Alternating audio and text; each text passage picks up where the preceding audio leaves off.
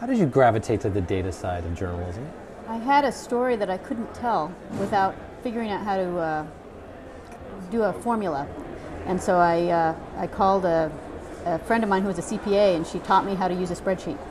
And I wouldn't have been able to do the story without it. So when was that? Was it a while That was in back? 1991. Okay, so you were way back on the data Lotus journalism 1, stuff. 2, 3. Is that right?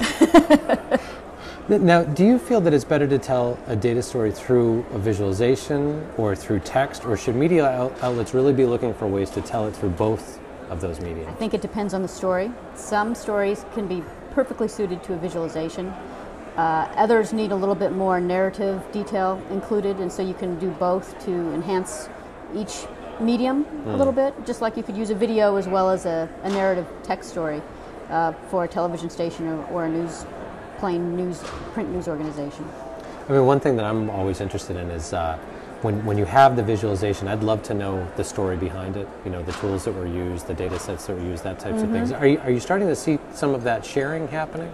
There's a lot of sharing happening, and I think more and more the reading public wants more transparency from their government and from their news media. So we make almost all the data that we put up, if it's showing a story, we will make it something that can be downloaded and shared, and then people can comment on it as well.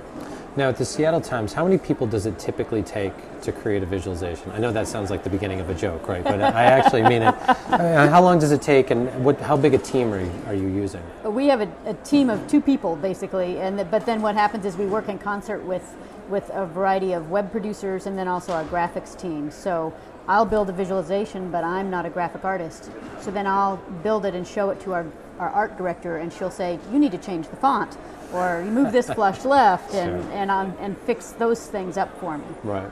So last question for you. Do you feel that visualizations are evolving into interfaces? Beyond just, we're sort of seeing a representation of the data to an actual way to enter into it? Yes, I really do think so. An example is we just did a big project taking a look at methadone prescription use, and the entire page was designed up almost as an interface, and there were a whole row of different visualizations that you could go into from the main project site that allow you to explore the data in a different kind of way. And it's much more of an entire presentation process.